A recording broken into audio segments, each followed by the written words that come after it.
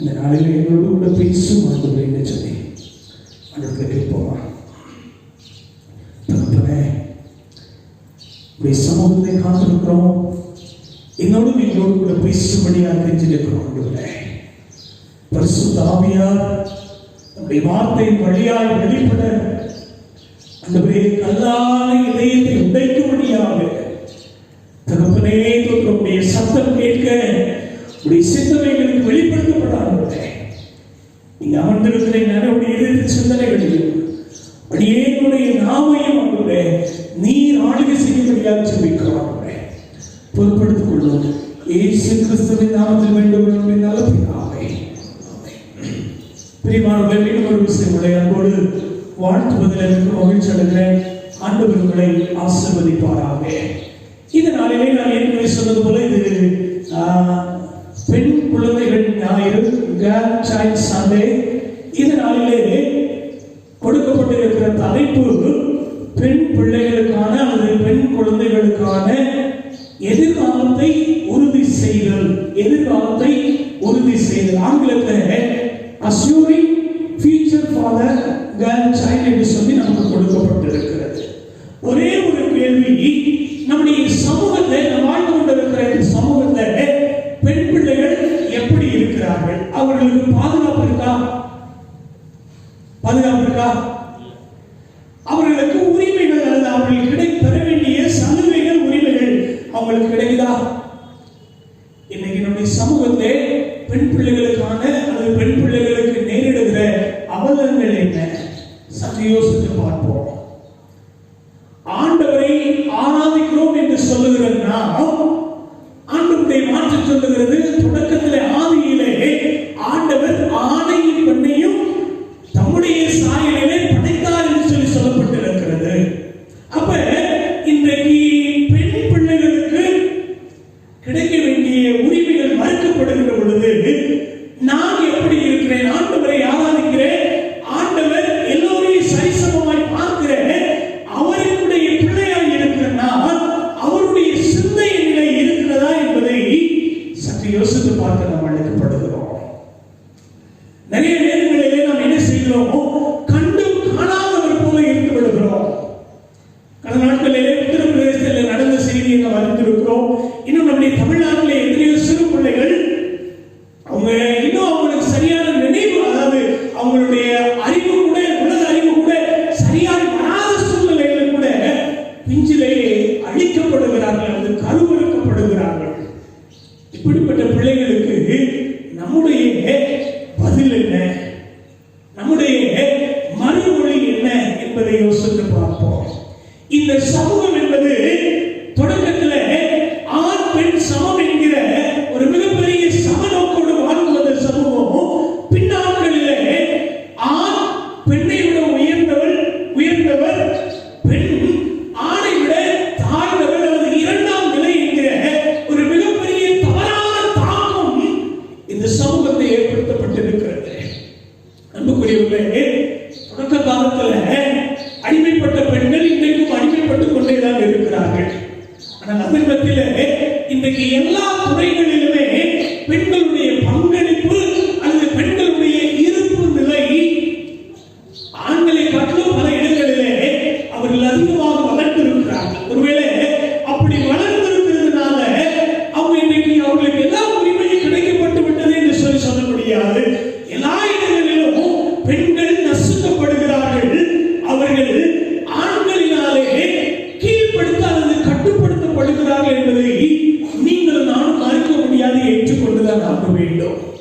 இன்றைக்கு பெண்களுடைய முன்னேற்றத்திற்கு பல தடைகள் இருக்கிறது, மூட நம்பிக்கைகள். இன்னைக்கு பாத்தீங்கன்னா நம்முடைய சமூகத்தில் பலவிதமான முதுமொழிகள் அல்லது பழமொழிகள் இருக்கிறது.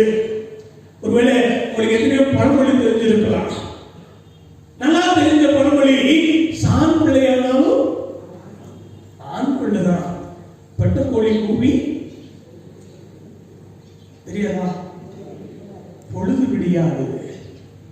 இப்படி பல காரியங்கள் நேர்முகமாகவோ அல்லது மறைமுகமாகவோ நம்முடைய சிந்தையிலே திணிக்கப்படுகிறது. ஆண் என்று சொன்னால் நீ பெண்ணை காட்டிலும் உயர்ந்தவன், அல்லது பெண் என்று சொன்னால் நீ பெண் ஆணுக்கு கீழே எப்பொழுதும் கட்டுப்பட்டுத்தான் இருக்க வேண்டும். இந்த சமூகம் விதைக்கிற காரியங்கள் பார்த்தீங்கன்னா, பெண்ணாக மாறு, பெண்ணாகவே இரு, பெண்ணாகவே வாழ். இந்த காரியங்கள் பெண்களுடைய வாழ்க்கையிலே உருவகப்படுத்தப்படுகிறது. ஒரு சாதாரண ஒரு சிறு பிள்ளையா இருந்தா கூட, பெண் பிள்ளையா இருந்தா கூட கொஞ்சம் யோசித்து பாருங்க. அந்த பிள்ளைக்கு நம்ம என்ன வாங்கி கொடுப்போம்?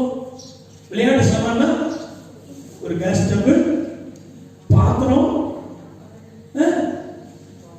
அப்ப மறைமுகமாக இதுதான் உனக்கு நிரந்தரம் என்று சொல்லி சொல்லுகிறோமா இல்லையா? அதே நேரத்தில் ஆம்பளை பிள்ளை காரு, டெலஸ்கோப்பு, பைக்கு, இதெல்லாம் இப்படிப்பட்ட காரியங்களை நாம் என்ன செய்கிறோம்னா மறைமுகமாக இந்த சமூகத்திலே பாகுபாடுகளை அல்லது பிரிவினைகளை நாம் உண்டாக்கி கொண்டே இருக்கிறோம். அன்புக்குரியவர்களே, அது மாத்திரமல்ல, இன்னைக்கு சமூகத்தில் பெண் பிள்ளைகள் குறிப்பாக சிசு கொலை என்பது இந்தியா, சீனா, கொரியா இப்படி இந்த நாடுகளிலே பரவலாக இருக்கிறது, தமிழ்நாட்டிலே இருக்கிறது. இது ஏன் இப்படிப்பட்ட காரியம் மனிதனுடைய வாழ்க்கையில் இருக்கிறதுனா, உன்னை பெண் பிள்ளைகளை இன்னைக்கு பாதுகாக்க முடியாத ஒரு சூழ்நிலை. ஒருவேளை பெண்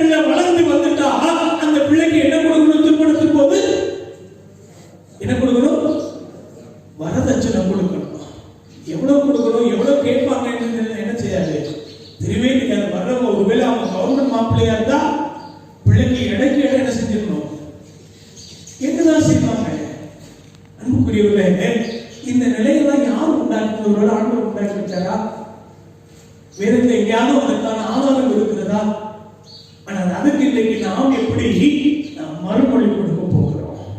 யோசித்து பாருங்கள். அன்புக்குரியவர்களே, இந்தியாவிலே பார்த்தீர்கள் சொன்னால் ஆண் சிசுவுடைய இறப்பு காட்டிலும் பெண் சிசுவுடைய இறப்பு, அதாவது இன்ஃபான்டிசைட், கருவிலை அளிக்கப்படுகிறது 75% அதிகம் என்று சொல்லப்படுகிறது. ஆண் பிள்ளைங்க ஏதாவது எங்கேயாவது ஒரு இடத்துல இருந்தாங்கன்னா 75% அதை விட கூடுதலாக பெண் பிள்ளைகள் கருவிலை அளிக்கப்படுகிறார்கள். உலகில் பல நாடுகளிலே 100 ஆண் குழந்தைகள் பிறந்தால் 105 பெண் குழந்தைகள் பிறக்கிற நாடுகள் இருக்கிறது. ஆனால் இந்திய தேசத்தில் 100 ஆண்களுக்கு 90க்கும் குறைவாக தான் பெண் பிள்ளைகள் பிறக்கிறார்கள் என்கிற ஒரு அறிக்கை சொல்லப்படுகிறது. இந்தியாவில் ஒவ்வொரு நாளும் 2000 பெண் சிசுக்கள் சட்டத்துக்கு புறம்பாக அவர்கள் கருவிலை அளிக்கப்படுகிறார்கள் என்று சொல்லி ஐநா சபை ஒரு அறிக்கை வெளியிட்டிருக்கிறது. அது மாத்திரம் நேற்று தினத்தில் எத்தனை பேர் இந்த சத்தியம் டிவி பார்த்தீங்கன்னு தெரியல. அதுல அன்றைய ஊழியர் மோகன் ஸ்ரீ லாசரஸ் அவர்கள் பெண் பிள்ளைகள் சந்திக்கிற பிரச்சனைகள் குறித்து பேசுகிறார்கள். எவ்வளவு காலம் நாங்கள் எவ்வளவு நேரம் இதை பற்றிய ஒரு விழிப்புணர்வு, ஒரு அவேர்னஸ் நமக்குள்ள இருக்குது என்று சொல்லி தெரியவே தெரியாது. எல்லாத்துக்கும் மேல இப்படிப்பட்ட தலைப்புல ஏன் அன்புநாங்க வைக்கிறாங்க என்கிற ஒரு கேள்வி நமக்குள்ளே வரலாம்.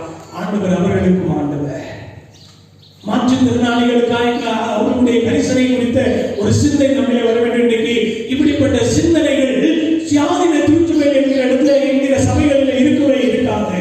ஆனால் இன்றைக்கு நாம் ஆண்டவரை ஆராதிக்கிறதா இந்த சமூகத்தை யார் யாருக்கெல்லாம் நீதி மறுக்கப்படுகிறதோ, யார் யாருடைய உரிமைகள் மறுக்கப்படுகிறதோ அவர்கள் சார்பாக நீங்களும் நானும் நிற்க வேண்டும். அதுதான் ஆண்டவருடைய எதிர்பார்ப்பு, ஆண்டவருடைய விருப்பம். பழைய பாடின் காலத்தில் இஸ்ரவேல் ஜனங்களுக்கு நீதி மறுக்கப்படுகிற பொழுது ஆண்டவர் சும்மா இருக்க விடவே இல்லை. மாறாக அவர்களோடு கூட தன்னை அடையாளப்படுத்திக் கொண்டார். எல்லா இடங்களிலும் எங்கேயெல்லாம் ஜனங்கள் சொகுசாக சுகபோகமாய் வாழ்கிறார்களோ அங்கெல்லாம் ஆண்டவர் இல்லை. மாறாக கஷ்டப்படுகிற மக்கள் மத்தியில் ஆண்டவர் இருந்தார். இன்னைக்கு கஷ்டப்படுகிற மக்களோடு கூட நாம் நம்மை எப்படி அடையாளப்படுத்திக் கொள்கிறோம்? யோசித்து பாருங்களேன். இன்னைக்கு பெண் பிள்ளைகளுடைய எதிர்காலம் என்பது ஒரு மிகப்பெரிய கேள்விக்குறியாக இருக்கிறது. இந்த சமூகத்தை பிள்ளைகளை நம்பி, அல்லது பிள்ளைகளை நம்பி வேற யார்கிட்டையும் விட்டுட்டு போகவே முடியல. ஒருவேளை உறவுக்காரங்களா இருந்தா கூட எத்தனையோ இடத்துல தவறான காரியங்கள் நடைபெறுகிறது என்பதை செய்தித்தாள்களிலும் தொலைக்காட்சியின் செய்திகளிலும் நாம் எத்தனையோ முறை கேட்டுக்கொண்டே இருக்கிறோம். இந்த நிலை ஒருவேளை ஒரு நாளில் நம்முடைய பிள்ளைகளுக்கு வராது என்பதில் எந்த ஒரு உறுதியும் கிடையவே கிடையாது. அப்ப இதுக்கு நாம என்ன செய்யணும்? பெண் பிள்ளைகளை வளர்க்க வேண்டிய விதத்தை வளர்க்க வேண்டும். அதே நேரத்தில் ஆண் பிள்ளைகளுக்கு கற்றுக் கொடுக்க வேண்டியதை கற்றுக் கொடுக்க வேண்டும். இந்த சமூகத்தை பெண்களை எப்படி பார்க்க வேண்டும், பெண் பிள்ளைகளை எப்படி அவர்களை நடத்த வேண்டும், அவர்களை எப்படி பாதுகாக்க வேண்டும் என்று சொல்லி கற்றுக் கொடுக்க வேண்டியது யாரு? ஆண்டவரை ஆராதிக்கிற நீங்களும் நானும் அதற்கு பொறுப்பாக இருக்கிறோம். அன்புக்குரியவர்களே, இந்த நாளிலே இன்னைக்கு நமக்கு கொடுக்கப்பட்டிருக்கிற திருமறை பகுதியில் இருந்து ஒரு 3 சிந்தனைகளை மனதிலே விதைக்க நான் ஆசைப்படுகிறேன். முதலாவது 2 ராஜாக்கள் 5ஆம் அதிகாரம் 1ஆம் வசனத்திலிருந்து 6ஆம் வசனம் வரைக்குள்ள பகுதியை என்னோடு கூட திருப்பி வைத்துக் கொள்ளுங்கள். 2 ராஜாக்கள் 5ஆம் அதிகாரம் 1ஆம் வசனத்திலிருந்து 6ஆம் வசனம் வரைக்கும். இந்த பகுதி நம்மள நிறைய பேர் இதை நாம் நன்கு அறிந்து வைத்திருக்கிறோம். சீரியா தேசம் அன்றைக்கு ஆண்டவர் ஒரு மிகப்பெரிய ரட்சிப்பை அவர்களுக்கு கொடுத்து கொண்டே இருந்தார். 1ஆம் வசனத்தை படிங்களே.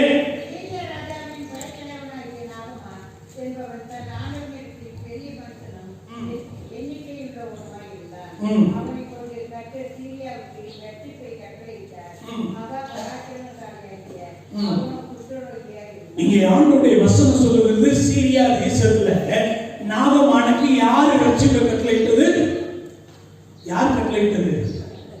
கர்த்தர் கட்டளையிட்டார். நாகமான் ஆண்டவர் அறிந்தவரா? இல்ல. ஆனால் இன்னைக்கு நாம் புரிந்து கொள்ள வேண்டிய ஒரு காரியம், ஆண்டவரை அறியாத ஜனங்களுக்கும் ஆண்டவர் என்ன செய்கிறார் என்று சொன்னால் அநேக நன்மைகளை கொடுத்திருக்கிறார், அநேக ஆசீர்வாதங்களை கொடுத்திருக்கிறார். இதன் மத்தியில அவர்கள் செய்ய வேண்டியது என்ன காரியம்? இதை யார் கொடுத்தது என்பதை அவர்கள் உணர்ந்து கொள்ள வேண்டும். ஆண்டவரிடம் திரும்பி வர வேண்டும். அதற்கு தான் இங்கே நாகமானுக்கு ஒரு மிகப்பெரிய வாய்ப்பு கொடுக்கப்படுகிறது. ஆண்டவர் மிகப்பெரிய ரட்சி ரட்சிப்பை நாகமான் வழியாக சீரியா தேசத்துக்கு கொடுத்திருந்தாலும் நாகமானிடம் இருந்த ஒரே ஒரு குறை என்ன? அவர் எப்படி இருந்தாரா? தொழுநோயாளியாக இருந்தார் என்று சொல்லி சொல்லப்பட்டிருக்கிறது.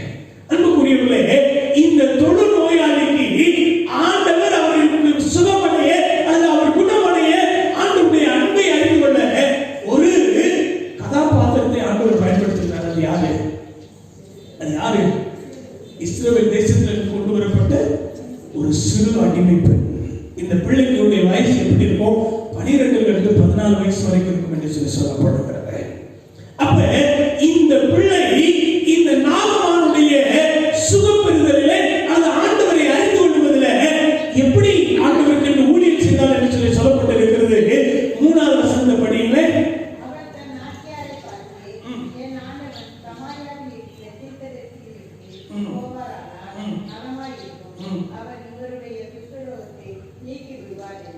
இங்கே ஆண்டவரை பற்றி நன்கு அறிந்து வைத்திருந்தார் அந்த சின்ன பிள்ளை. இன்னைக்கு நம்முடைய பிள்ளைங்க எப்படி ஆண்டவரை அறிந்து வைத்திருக்கிறாங்க? அன்புக்குரியவர்களே, திருச்சபையின் ஊழியர்கள் என்பது, திருச்சபை என்பது நம்முடைய குடும்பத்தில் இருக்கிற வாலிப பிள்ளைகளோட கரங்களிலே இருக்கிறது. இந்த திருச்சபை இன்னும் பல காலத்துக்கு போக வேண்டும், அது இந்த திருச்சபை நிலைத்திருக்க வேண்டுமானால் ஒன்று ஆண்டவர், இன்னொன்று இந்த திருச்சபையில் இருக்கிற சிறு பிள்ளைகளும் வாலிப பிள்ளைகளும் ஆண்டவரை உறுதியாய் பற்றிக் கொள்வார்களானால் இந்த திருச்சபை நிலைத்து நிற்கும். அதற்கு யார் பொறுப்பு? நீங்களும் நானும் தான் பொறுப்பு.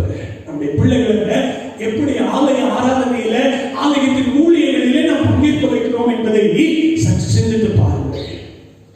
இந்த திருச்சபையினாலே நான் ஆசீர்வதிக்கப்பட்டிருக்கிறேன்.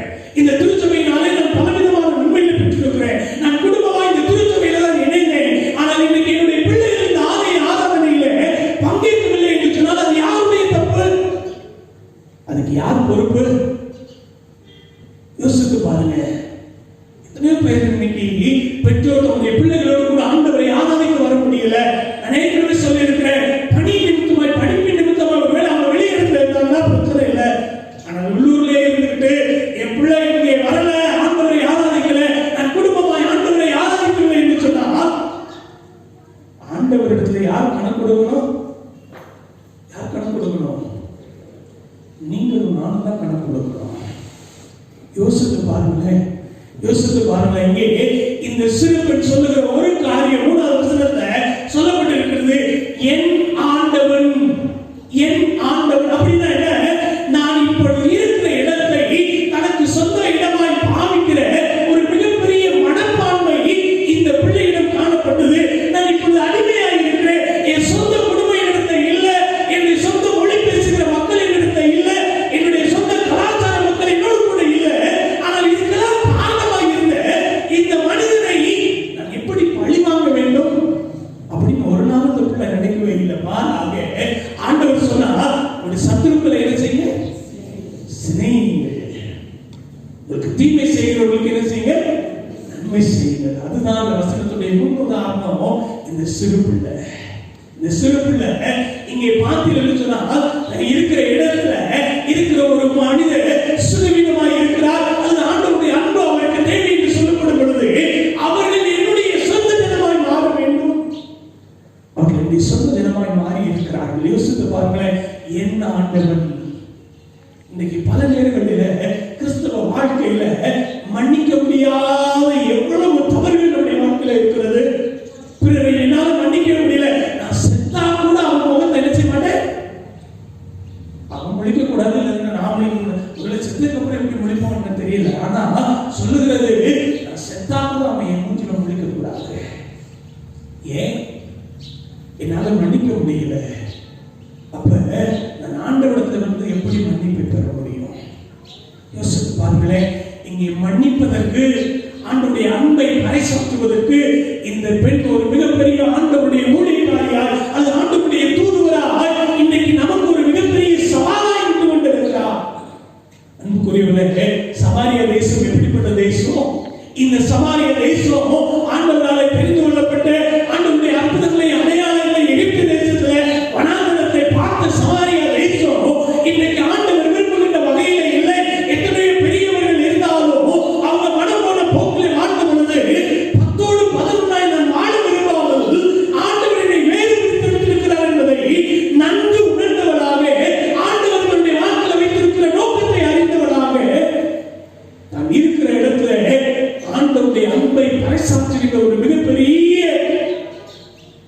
ஒரு பெண்ணாக அல்லது பெண் பிள்ளையாக இந்த பெண் பிள்ளை இன்றைக்கும் நம்மாலே பேசப்படுகிற அன்றைக்கு நாம் எப்படி இருக்கிறோம்? இந்த பெண்ணுடைய ஊழியம் அன்றைக்கு நாம மாத்திரம் அல்ல, சீரியா தேசம் முழுவதுமாக ஆண்டவருடைய அன்பை அறிந்து கொள்ள முடிந்தது. சீரியா தேசம் மட்டும் இல்ல, இந்த சீரியா தேசம் எங்கேயெல்லாம் நாடுகளை அடிமைப்படுத்தி வைத்திருந்தார்களோ அங்கேயெல்லாம் இந்த செய்தி பரவி இருக்கும். இப்படி ஒரு சிறு பிள்ளை சொன்னதுனால நாகமானுடைய தொழுநோய் நீங்கினது. அதை நீக்கினது ஆண்டவர் சர்வ வல்லவர் என்பதை அன்னைக்கு எத்தனையோ ஜனங்கள் அறிந்திருப்பார்கள். இன்னைக்கு நாம் வாழுகிற இடத்துல, நாம் பணி செய்கிற இடத்துல நம்முடைய எத்தனை பேர் ஆண்டவரை அறிந்திருக்கிறார்கள்? எத்தனை பேர் ஆண்டவருடைய அன்பை உணர்ந்திருக்கிறார்கள்? இந்த சிறு பிள்ளை போல நாம் வாழ அழைக்கப்படுகிறோம். இரண்டாவது பார்த்தீங்கன்னா அப்போஸ்தலர் 12ஆம் அதிகாரம் 11ஆம் வசனத்திலிருந்து 17ஆம் வசனம் வரைக்குள்ள பகுதி. அப்போஸ்தலர் 12ஆம் அதிகாரம் 11ஆம் வசனத்திலிருந்து 17ஆம் வசனம் வரைக்குள்ள பகுதி. இந்த பகுதியில அன்றைக்கு ஆதி திருச்சபையிலே கிறிஸ்தவம் வளர தொடங்கின பொழுது பிரச்சனைகளும் வளர தொடங்கினுச்சு. பிரச்சனைகள் இல்லாத இடத்துல கிறிஸ்தவம் வளரவே முடியாது. எங்கே பாடுகள் உபத்திரவங்கள் இருக்கிறதோ அங்கேதான் கிறிஸ்தவம் அல்லது கிறிஸ்துவை பின்பற்றுகிறவர்கள் அதிகமாய் பெருக முடியும். இதற்கு ஆதி திருச்சபை ஒரு சிறந்த எடுத்துக்காட்டு. ஆதி திருச்சபையில பிரச்சனைகள் உபத்திரவங்கள் கிறிஸ்தவ விசுவாசிகளை காட்டிலும் எண்ணிக்கையில் அதிகமாய் இருந்தது. ஆனாலும் அதிலே ஆண்டவரை உறுதியாய் பெற்றுக் கொண்ட மக்களாலே அன்றைக்கு ஆதி திருச்சபையிலே வசனம் சொல்லுகிறது, ரட்சிக்கப்படுகிறவர்களை அனுதினமும் ஆண்டவர் என்ன செய்து கொண்டு வந்தார்? சபையிலே சேர்த்துக் கொண்டு வந்தார்.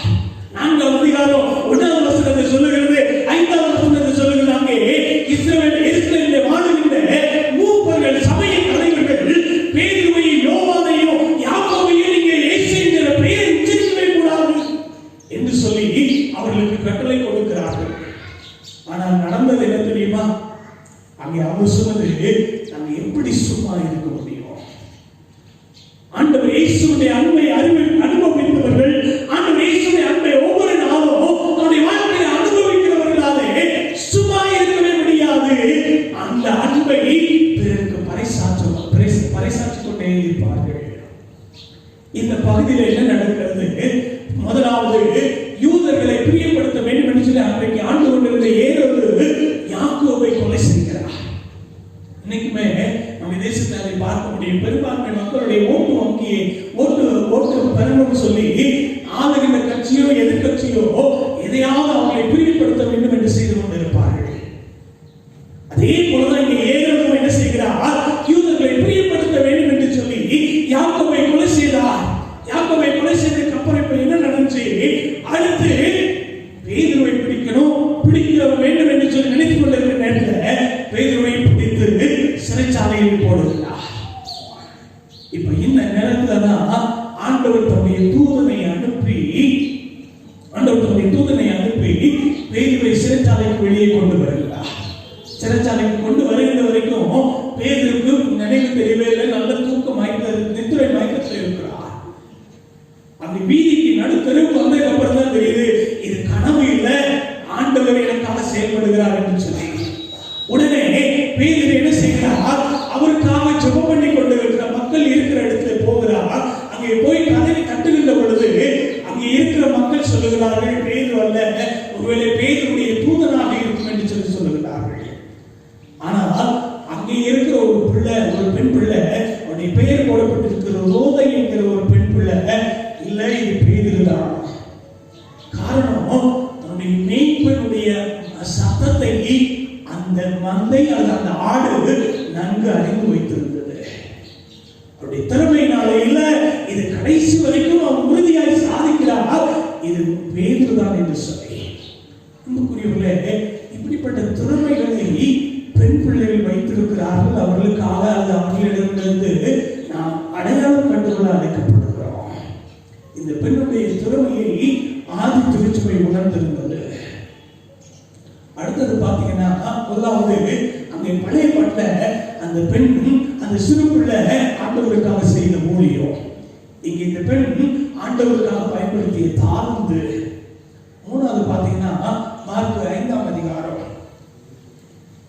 21ஆம் வசனத்திலிருந்து 24 34ஆம் வசனம் வரைக்கும், 35ஆம் வசனத்திலிருந்து 43ஆம் வசனம் வரைக்கும் இந்த பகுதியில ஆண்டவர் இயேசு கப்பர்நகூமுக்கு வருகிறார். கப்பர்நகூமுக்கு வந்த உடனே ஜெபாவை தலைவனாகி யபீரு ஓடி வந்து தன்னுடைய பெண் பிள்ளைக்காக ஆண்டவரை மன்றாடுகிறார். அவள் எப்படி இருக்கிறார்? மரண அவஸ்தைப்பட்டு கொண்டிருக்கிறார். அவளை நீ வந்து சுகமாக்க வேண்டும் என்று சொல்லி ஆண்டவரை மன்றாடுகிறார். உடனே ஆண்டவர் சொல்லுகிறார், அங்கே இருக்கிற மற்ற மக்கள் பெண் பிள்ளைகளுக்கான உரிமையை அறிந்து கொள்ள வேண்டும் அல்லது முன்னுரிமையை அவர்கள் அறிந்து கொள்ள வேண்டும் என்று சொல்லி நான் வீட்டுக்கு வந்து சுகமாக்குவேன் என்று சொல்லி ஆண்டவர் வந்து கொண்டிருக்கிற நேரத்தில் இன்னொரு சம்பவம் நடைபெறுகிறது. 25வது வசனத்திலிருந்து அங்கே பார்த்தீங்கன்னா 24வது வசனத்திலிருந்து அங்கே 33வது 34வது வசனம் வரைக்கும் இன்னொரு சம்பவம் நடைபெறுகிறது. அப்படி நடந்து கொண்டு இருக்கிற பொழுது யபீரு ஆண்டவரோடு கூட இருக்கிறார். யபீரு வீட்டில் இருந்து ஒரு சிலர் வருகிறார்கள். உன் மகள் என்ன செய்து விட்டால் மரித்து போய்விட்டார். நீ போதுகிற என்ன செய்வேனா தொந்தரவு பண்ண வேண்டாம் என்று சொல்லிவிட்டு செல்கிறார்கள். இந்த செய்தி அல்லது இவர்கள் சொன்ன காரியம் ஆண்டவருடைய காதிலே படுகின்றது, ஆண்டவருடைய காதிலே கேட்கிறது. உடனே ஆண்டவர் சொன்ன ஒரு காரியம், பயப்படாதே விசுவாசம் உள்ளவனாயிரு. தன்னுடைய சொந்த ஒரே ஒரு மகன், ஒருவேளை அவருக்கு எத்தனை பிள்ளைகள் இருந்தாங்க என்று சொல்லி தெரியல, ஆனாலும் அந்த ஒரு பிள்ளை இப்பொழுது மரித்து போய்விட்டால் இந்த சூழ்நிலையில எப்படி ஒரு மனிதனாலே பயப்படாமல் விசுவாசமா இருக்க முடியும்? அதை ஆண்டவர் இந்த மனிதன் எதிர்பார்த்தார். உடனே ஆண்டவர் என்ன செய்கிறார் சொன்னால், அந்த மனிதனோடு அவருடைய வீட்டுக்கு போகிறார். வீட்டுக்கு போய் அங்கே செஞ்ச காரியம் சொல்லப்பட்டிருக்கிறது. அதெல்லாம் நான் பேச விரும்பல, மாறாவே கடைசியா ஒரே ஒரு வார்த்தை ஆண்டவர் சொல்லுகிறார். 43வது வசனத்தை ஒருவர் வாசிக்கலாமே.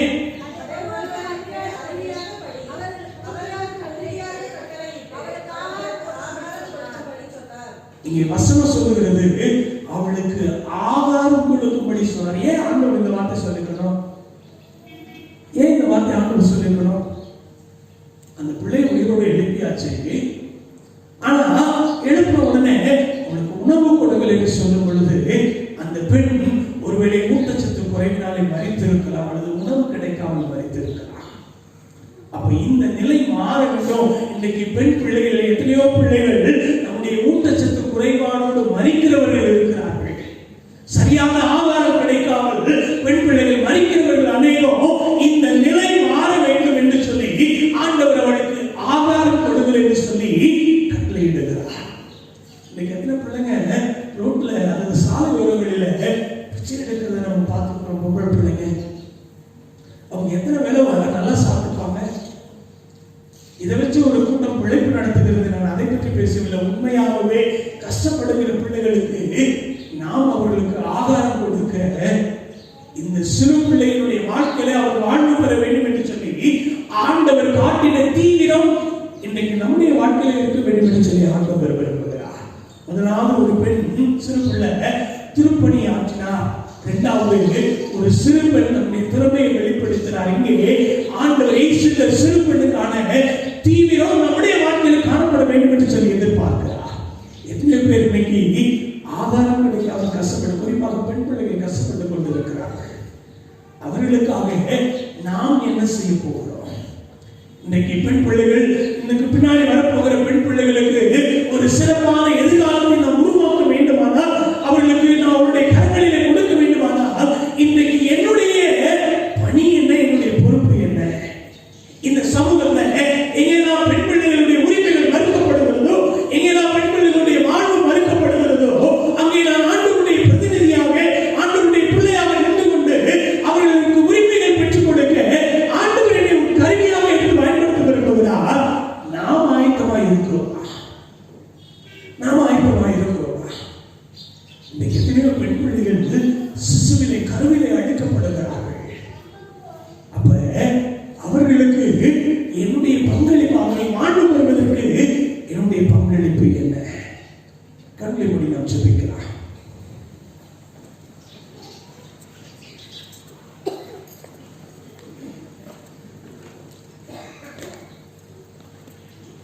நம்முடைய சமூகத்தில் இந்த நாளில் பெண் பிள்ளைகள் இந்த சமூகத்தை படுகின்ற போராட்டங்கள், வேதனைகளை நம்முடைய மன கண்களுக்கு முன்பதாக கொண்டு வருவோம். அவர்களுக்காக குரல் கொடுப்பதற்கான உங்களை நினைவு அளிக்கிறார். நேசிக்கிறார் இந்த நல்ல தகப்பனே. ஆண்டவரே, உரிமைகள் மறுக்கப்படும் பொழுது நாங்கள் உடைய குரலாக, நாங்கள் உடைய கரங்களாக, நாங்கள் உடைய ஆண்டவரை கால்களாக செயல்பட எங்களை நீர் ஆண்டவரை ஆற்றுப்படுத்தும்படியாக ஜெபிக்கிறோம். ஆண்டவரே, எங்களை முற்றிலுமாய் வாழ்த்துகிறோம். அப்படிப்பட்ட சிந்தையை நாங்கள் வளர எங்களுக்கு உதவி செய்ய முடியாது ஜெபிக்கிறோம். இயேசு கிறிஸ்துவின் நாமத்தில் வேண்டும் நல்ல பிதாவே.